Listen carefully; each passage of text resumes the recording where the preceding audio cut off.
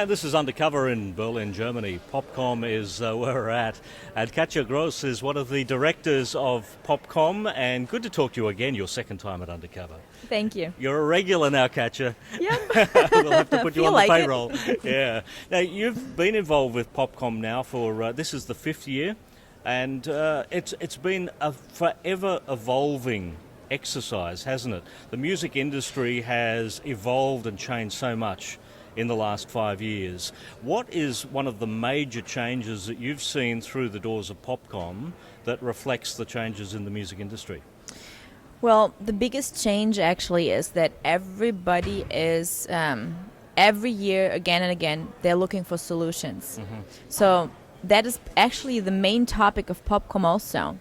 And it's also the reason that we can see Popkomm getting so international every single year. We started with 20 or 30 countries, and now we've again 75% of all of our exhibitors from abroad, which means there is definitely a need to meet and talk and to get your network going, to get your international network going, because this is the only way that you as a small business or medium-sized business that you actually have a chance to survive this difficult times. You need to get out of your country, you need to get in contact with not only different countries, but also different parts of the whole entertainment industry. It's not about selling records anymore.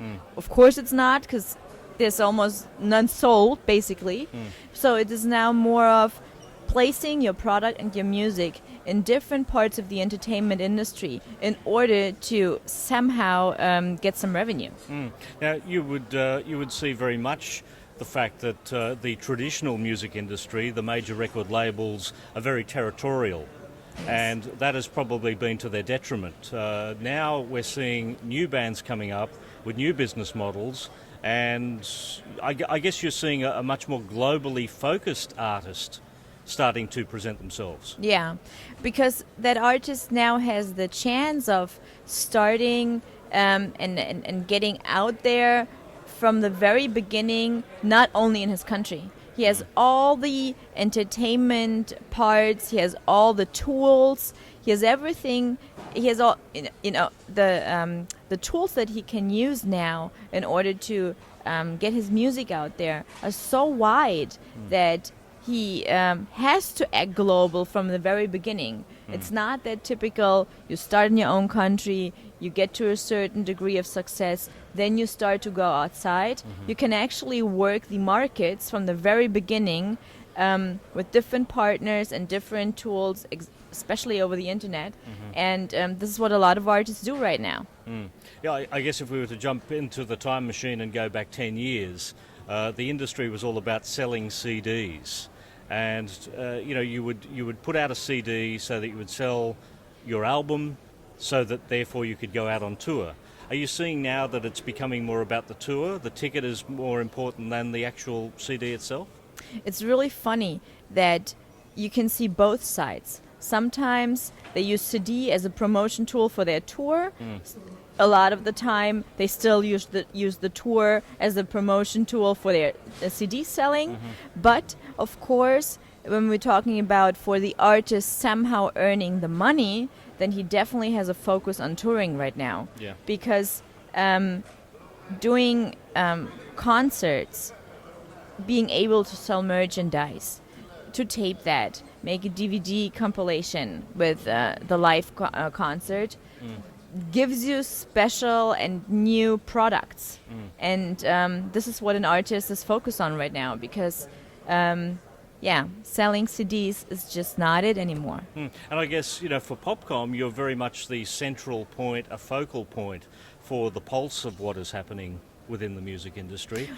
What are some of the problems that people come to you about and say they'd like to hear about, talked about topics at an event like Popkomm? Well, this year especially, we could also include topics that consider music and games. It's all not new topics. No. It has been there, but it wasn't that interesting to people. It was kind of like a side story to talk about. But now it's getting more interesting because it gives them more possibilities to sell their music.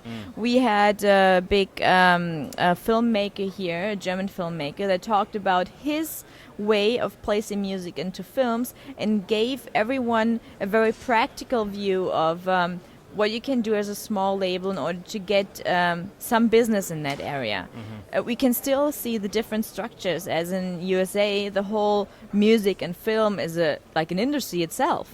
It's not the same in Europe. It's definitely not the same in Germany. But there's still a need not to get the same music from the same people all the time, but for a lot of filmmakers, for a lot of music representatives and music responsible people in those production companies, they have the whole variety. Of course, they come to Popkomm to speak to different labels as well, because first of all, it's not expensive for them to get the music from them. And for the small labels, it's a great chance to actually place a new upcoming artist and use that as a promotion tool as well for selling his CDs. Yeah. Well, I guess we're seeing a blurring of the lines now too. We Totally. very much had the major labels and the independent labels, and it's not so black and white anymore, is it? No, not at all. I mean, the major labels, they put a different focus now on their business. Of course, they're promoting a lot the international artists on the local markets. That has been their job for a lot of years. But they're also trying to get some local artists and push them and place them on the market. But their approach now of doing the 360-degree model, it is a tough time, because of course the artist, from all the money he gets, he doesn't want to share everything. So, and a lot of different management agencies, for example, do the same thing. So for an artist now is the question, okay, where do I go to? Everybody's talking about the 360-degree model. Everybody's offering it. Yeah. But who has the best power behind his work in order to promote me? Yeah, and I'm seeing a lot of smart artists challenging the 360-degree model, because, why should they assign their rights to somebody who's not working for them? Yes. So I'm seeing more and more people in the artist community are turning around and they're saying to the record company, but hang on a sec, you're not a merchandising company, you're not a publisher, why should I be giving my money to you? Yeah, but now, then they say, but we have a department now that does merchandising, and we have a department now that does the live act, and we have a department for this and for that. But it's kind of like with a mobile phone. It is always, the quality is much higher if you buy a camera and a mobile phone instead of everything in one model. Yeah. Because you will always get something that has a little bit of a less quality instead of getting everything separate. And it's kind of like the same in that business. You want to rely and trust the people that do that forever and has been doing that for 20 years. So you want to go to the most to the most popular, or to a most popular booker or concert organizer in that genre that you actually do your music in, instead of doing it everything at one point with one person that tells you, well, we will do everything now. Yeah. So it's a very challenging time, but at Popkomm you can definitely see we're kind of drifting away from that music, from the core music business, and it's more of an overall entertainment perspective that you get here. It's not that we have all the major film companies here or all the major telecommunication companies, but the people that are now involved in music from different entertainment sectors, they're coming here for the conference program. We have really, really great keynote speakers and panelists. And we've done, I talked to Alan McGowan yesterday. He told me, well, actually, when he was moderating the panel, he actually asked, okay, you guys, we on the panel want to know, who are you?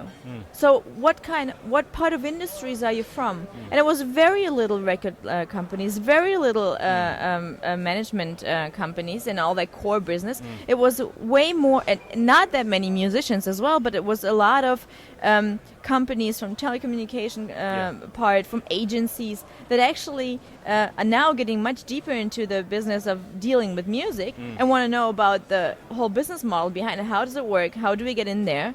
So you can really see the whole public and the whole participant pool totally changing, and has been changing for 5 years now.